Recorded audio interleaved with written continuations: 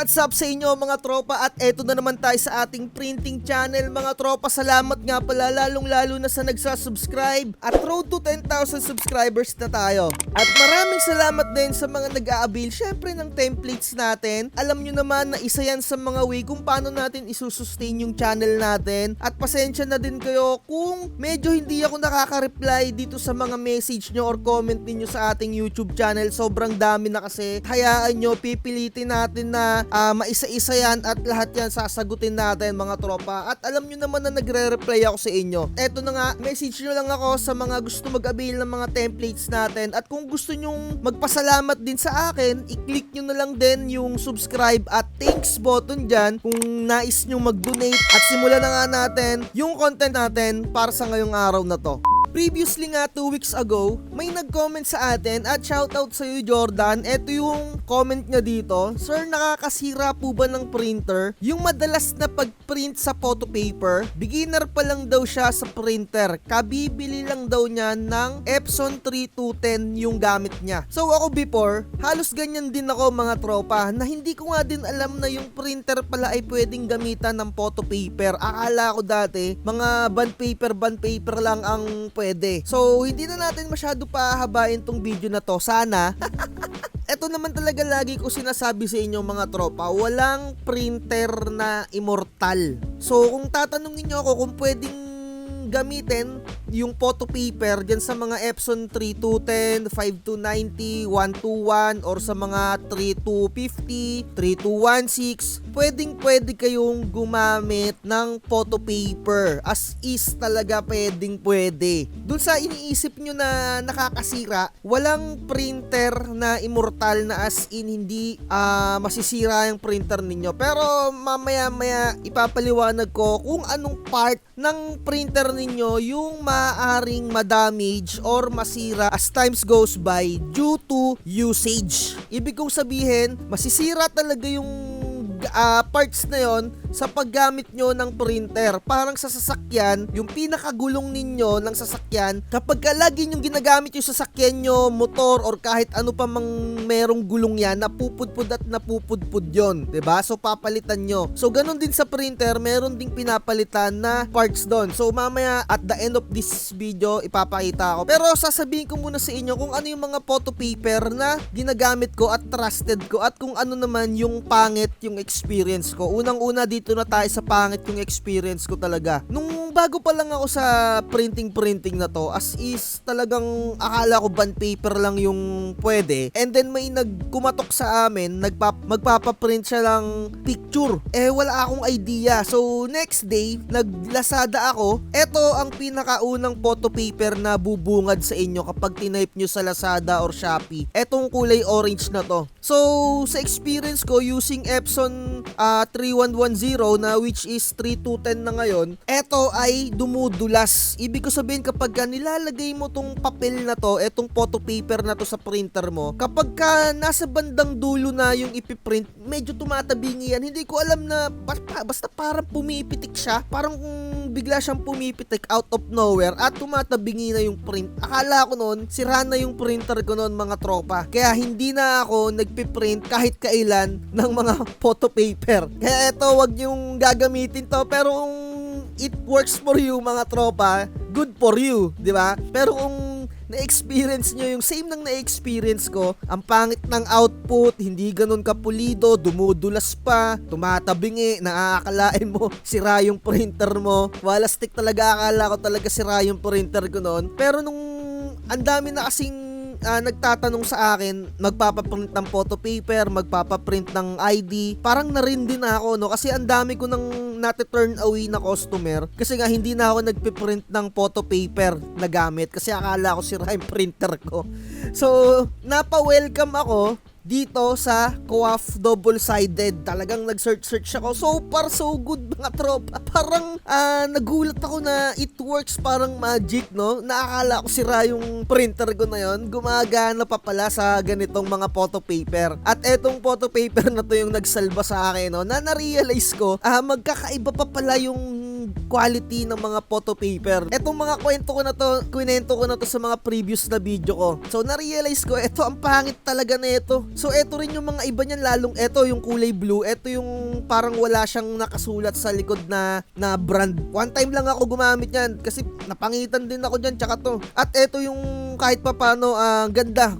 So far hanggang ngayon, simula nung taon na hindi ako nagprint nun, halos isang taon ako hindi nagprint ng photo paper talaga nung baguhan lang ako. Bago ko pa nakilala to, etong QWAF na to, ayan o. At meron yan na mga GSM. Sa mga baguhan dyan, ibig sabihin ng GSM, ayan yung kapal ng media mo ng photo paper na to. So 120 GSM, ayan yung medyo manipis. 20 GSM lang yung dinagdag niya kasi pag 100 GSM parang bond paper pa yon kung tutuusin. Pero kung 120 na, ayan nga, photo paper na yan. 120, 140, ayan yung 120, ayan yung pinakamanipis, kaya ayan yung ginagamit sa mga cheap bag. Ayan, 160. Ito ang ginagamit ko lang talaga dati, 160 GSM for ID printing. Pero napapansin ko medyo numinipis na yung 160 GSM ngayon eh. So ang ginagamit ko na ngayon, 200 or 220 or 250 GSM. Etong tatlo yung usually ko na ginagamit sa mga ID printing. At etong 300 GSM naman, kapag ka sa mga calling card at sa mga invitation na kailangan talaga makakapal sa mga invitation and calling cards talaga eh. Pero kung pwede na yung 220, pwede na naman. Sa mga hang tags, ang ginagamit ko 220 or 250 GSM. At kung tatanungin nyo ako kung pwede to sa inyong mga printer, as long as na yung printer na ginagamit nyo ay inkjet. Ibig sabihin ng inkjet yung gumaganon-ganon, no?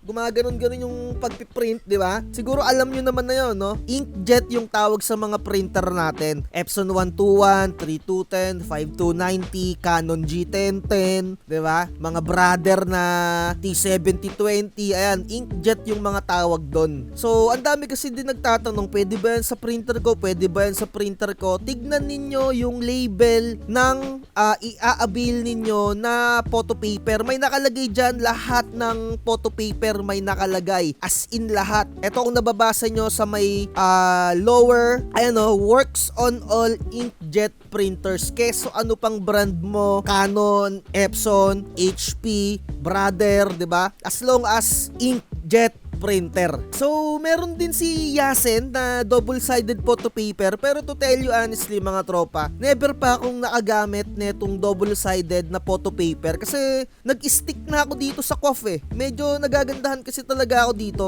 using QWAF na double-sided. Pero minsan, etong nagiging downside niya sa akin, kapag ka sobrang luma na or parang sobrang nahanginan na, hindi mo siya naitabi sa secured na area, as in yung tawag nito, yung humid siguro, dahil sa humid, yung kanyang pinaka-piprintan mo, minsan sa pigment ink, nag-i-smudge siya. Kumbaga, hindi maganda yung absorption niya. Kumbaga, parang sumingaw na siguro yung coating. Parang mga ganun eh. Kasi napansin ko yun, meron akong isang set nito, as in kabibili ko lang siya mga tropa. Kapag nagprint ako ng pigment ink, nag-i-smudge yung kulay black, hindi ganun kaganda. So ang ginawa ko, nagbukas ako ng panibagong QWAF na photo paper. As in, ibang tindahan ko siya binili. Buti na lang meron ako noon, same GSM din. Ay, hindi yata same GSM nga eh, magkaibang GSM. Pero sa ibang tindahan ko siya binili. And then nagprint ako, okay, maganda yung absorption niya. So ang parang conclusion ko noon, kasi dami ring nagtatanong neto, minsan kasi hindi maganda yung output neto kapag ka medyo luma na yung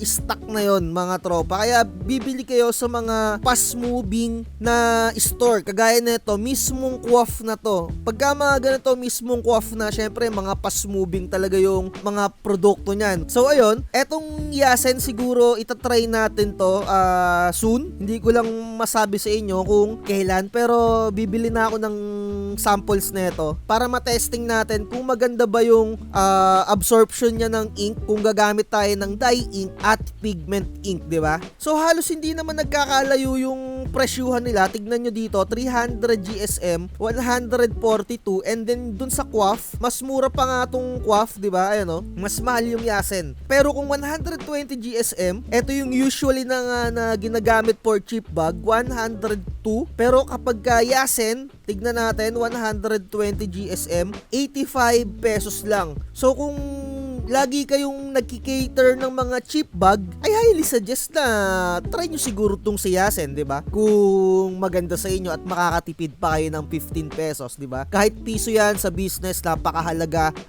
Nagbabari talaga kahit piso, no? Kung nasa business ka talaga, ultimo piso, 5 piso, napakalaking bagay, di ba? So, Yasen, no? Baka naman, Yasen, lagi na lang. So ayun lang, talagang medyo fanatic na rin ako ng Yasen. Sa Quaff kasi may mga product sila na hindi ako nagugustuhan eh. So far so good ako kay Yasen, nagagandahan talaga ako kay Yasen. Legit. At kung tatanungin nyo naman ako kung ano yung ginagamit ko nga na satin photo paper ay etong Yasen. Medyo hindi ko kasi nagugustuhan yung satin ng RC satin ng Quaff ata yun. Mamaya titignan natin. Pero dito sa Yasen na RC satin, meron siyang dalawang variant eh. Kung nakikita nyo, merong nakalagay na premium satin. At dito naman, merong nakalagay na super premium satin. So, etong dalawang variant na to, na-experience ko na. Wala lang akong maipakita sa inyo na output. Pero meron akong ganitong photo paper.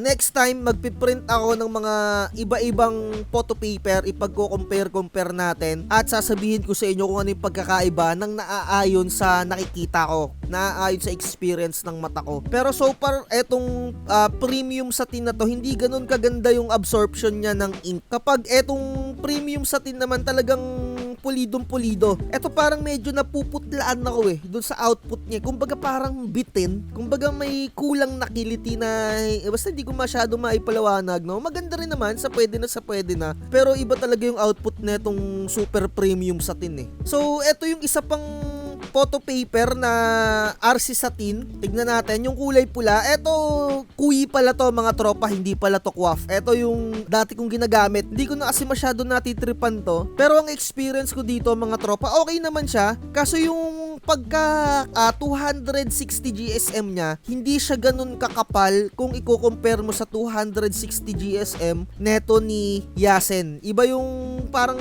kapal neto eh. Kaya kung gusto nyong safe na safe lang at hindi masyado ma-damage yung sinasabi ko nga sa inyo na gulong, 'di ba? Yung napupudpod, 'di ba? I highly suggest na mag-RC satin kayo, 'di ba? Sa mga naka-photo booth, sa mga may business na photo booth diyan, ang ginagamit talaga na photo paper usually yung dilaw, yung glossy na ganyan, glossy. Yung kulay dilaw, kung into photo booth business kayo, ito yung ginagamit na media or yung papel, yung 4R na ganyan. Ayan yan, glossy, 'di ba? Next year sana maituloy ko yung photo booth business natin para maituro ko rin sa inyo. Sana hopefully. So, eto na tayo sa pinaka-exciting part, kung ano yung part na nasisira sa ating printer sa palagian na paggamit ng mga photo paper, 'di ba? So ito yung masisira diyan, yung tinatawag na rubber roller. So ano ba 'to? Ano bang nagagawa niyan? So alam ko naman siguro lahat sa inyo ay sumasakay ng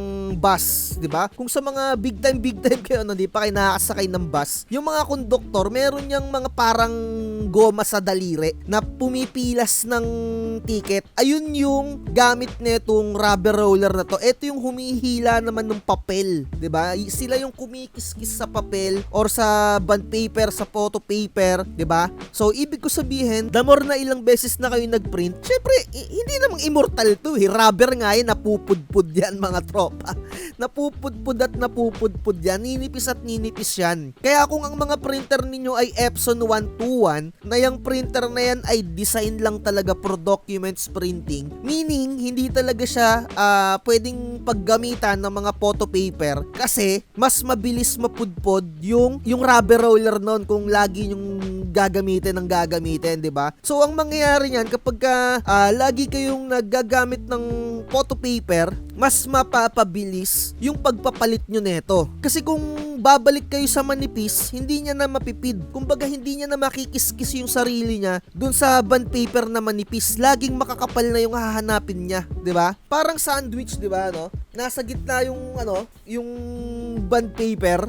Sana nagigets nyo yung logic, no? Siguro naman gets nyo yan. At sa mga bagong models ng printer, eto yung kanilang pick-up roller or yung rubber roller nga, ayan, no? Eto ay third party na. So, medyo mura siya kung makikita ninyo. Yung original nito sa mga bagong printer, around 900. Pero syempre yung mga Epson 8050, Epson 11050, Epson 18050, yung mga ganong printer ay kayang-kaya naman mag-accommodate ng mga makakapal. Meaning, mas matagal yung lifespan ng pagkanipis ng mga rubber roller na yan. Pero kung ikaw ay Epson 121 lang at lagi kang gumagamit ng photo paper, 'di ba? Di mas mabilis talagang mapudpod at magpapalit ka nito agad. Napakamura lang din naman nito, no? Ayan, no?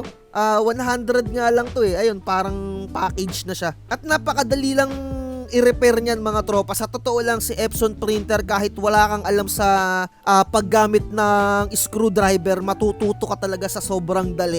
So ako lang mismo yung nag-repair sa akin nung Epson 3110 ko. Parang mga umabot rin ata ng 15,000 or 10,000 or 8,000 prints yon bago ako nagpalit ng rubber roller kasi hindi na siya nakaka-pick up ng mga bond paper nung mga maninipis. So, may technique para maka-pick up siya ng mga vinyl or may mga bond paper. Papatakan mo siya ng alcohol dito sa part na to. Ayan, sa part na yan, papatakan mo ng alcohol para kumapit ulit. Kumbaga yung daliri mo, no, lalawayan mo lang ng konti, makakapagbilang ka na ng pera. Nagigets niyo yung logic. Ganon din to. Ganon yung purpose niya.